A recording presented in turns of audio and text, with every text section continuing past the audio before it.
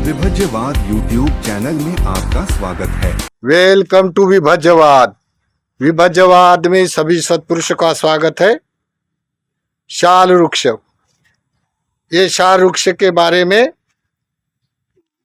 बुद्ध के जीवन में अद्भुत घटनाएं हैं। शाल वृक्ष के बारे में अधिकांश लोग सुनते हैं। ग्रंथ पुराण में शाल वृक्ष नाम का आता है। अधिकांश लोगों को शाल वृक्ष क्या है ये पता नहीं है, या उसके फूल के बारे में, उसका पेड़ के बारे में नहीं जानते हैं। तो देखिए, ये शाल वृक्ष है, ये छोटा वृक्ष है, इससे भी बहुत बड़ा बड़ा वृक्ष होता है।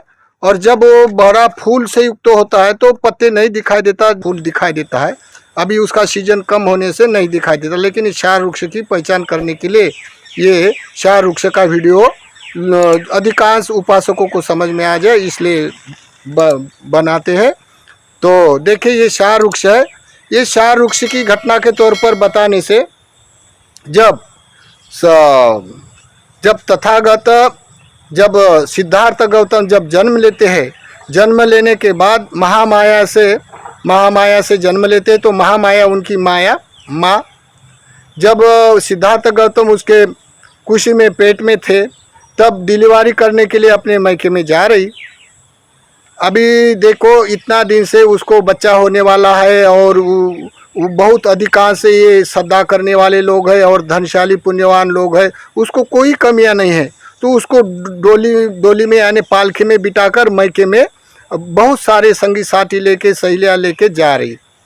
जाते जाते एक लिंबुनी उद्यान लगने से, वहाँ उद्यान में बहुत बड़े शाल वृक्ष थे और बड़े फूल से युक्त थे। इसी कारण उस लोगों को लगा कि चलो यहाँ थोड़ा हम रुकेंगे। रुकने के बाद जो महामाया, उसकी बड़ी मोद उत्पन्न हो गए फूल को देखकर। जैसे ये फूल होते हैं नीले नीले कलर के, तो फूल देखकर बड़ा मोद उत्पन्न हो गया।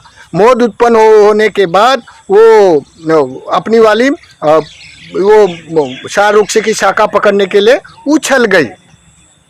जैसा कोई हाथ में नहीं आना तो थोड़ा उछलता है मनुष्य, वैसी वो शाल वृक्ष की शाखा को अपने फूल के प्रति मोद आ गया, और हर्ष उल्लास के साथ वो फूल तोड़ने के लिए, जैसा कोई बच्चा का फूल देखने के बाद वो उसके तरफ आकर्षित होता है, हर कोई मनुष्य फूल देखने के बाद आकर्षित होना संभव होता है।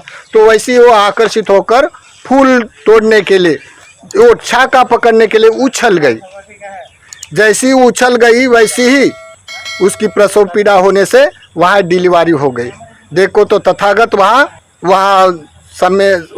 श्रमण गौतम का, सिद्धार्थ गौतम का जन्म हुआ। देखो, जन्म होने के बाद वो इतिहास में अभी भी शाल वृक्ष नाम से जानते हैं। और दूसरी एक अद्भुत और घटना हुई। तथागत को जब 3 महीने पूर्व, यानी उसने महापरिनिर्वाण की घोषणा किया था, वैशाली में जब घोषणा किया था, तब घोषणा करने के बाद 3 महीने लोग तथागत विहार कर रहे। तब तथागत कुशीनारा में अपना महापरिनिर्वाण करने का उसका नियोजन बनाया। तब तथागत ने वहाँ जो शाल वृक्ष था, वहाँ शाल वृक्ष के पास चले गए। बड़े 3 महीने अपने वाले काय संस्कार वैशाली में त्याग कर, 3 महीने अपने में बड़े कुपोषित होकर, बड़े दुर्भिक्ष होकर, फिर भी तथागत के पास बल होता है। तो तथागत महापरिनिर्वाण करते समय शाल वृक्ष के छाव में चले गए। चले जाने के बाद आनंद उनका उपस्थापक रहा। तो उपस्थापक आनंद को बोलता है, आनंद, तथागत बहुत थके हैं, आप लोग ये शाल वृक्ष के नीचे संगाटी बिछा दो, तथागत अभी शैया पे सोएंगे। तो आनंदा ने जल्दी से जल्दी संगाटी बिछवाई। बिछवाने के बाद तथागत अपने उत्थान भावना करने से डाई करवट लेके शैया पर सो गए, उत्थान भावना करने के लिए। तब ऐसे तथागत सोए, तो तब शाल वृक्ष था, वही शाल वृक्ष ही था। शाल वृक्ष के नीचे तथागत सोए। तब उस शाल वृक्ष को बहुत अधिकांश फूल झड़ गए थे, सीजन आके चला गया था। फिर भी थोड़ा थोड़ा एक्का दुक्का फूल था। फिर भी तो वो शाल वृक्ष ने बहुत सारे फूल देकर तथागत के शैया पर बरसने लग गया। तब भी ये अद्भुत और महानुभाव देखकर लोगों को बड़ा पुण्य भाग समझकर तथागत के प्रति श्रद्धा कर दिया, और ये पेड़ के प्रति। इसी कारण ये पेड़ का दो घटना तथागत के जीवन में आती है। तो तथागत का जन्म जो महामाया से जन्म हुआ था, कपिल वस्तु थे, उसके मैके में जाते वक्त लिम्बुनी उद्यान में, तभी ये शाहरुक्ष था। और उसके बाद तथागत ने जब महापरिनिब्बान किया, तब महापरिनिब्बान के समय भी ये शाहरुक्ष के नीचे किया। तो शाहरुक्ष ये बड़े श्रद्धावान उपासक उपासिका भिक्षु करने के लिए अद्भुत वृक्ष माना जाता है। लोग उसकी पूजा वंदना भावना करते हैं। और ये उसके फूल है शाहरुक्ष के। ये शाहरुक्ष के फूल कितने सुंदर और आकर्षित दिखते हैं। और ये शाहरुक्ष के कारण ही तो महामाया अपनी मौत भरी उसका आकर्षित हुई थी, ऐसा दिखाई देता है। तो ये शाहरुक्ष के फूल है और ये शाहरुक्ष है।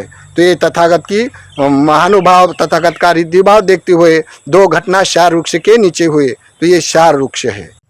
इस अर्थ से बुद्ध शासन में ये शाहरुक्ष का महानुभाव समझते हुए बुद्ध जीवन में उस पेड़ को लेके और बुद्ध को जहाँ वो संबोधि प्राप्त हुई था वो हुई थी वहाँ वो बोधि वृक्ष, ये दो वृक्ष की पूजा करके लोग पूजा वंदना में वृक्ष बनाकर, कप्पर वृक्ष बनाकर भिक्षु संघ को दान करते हैं।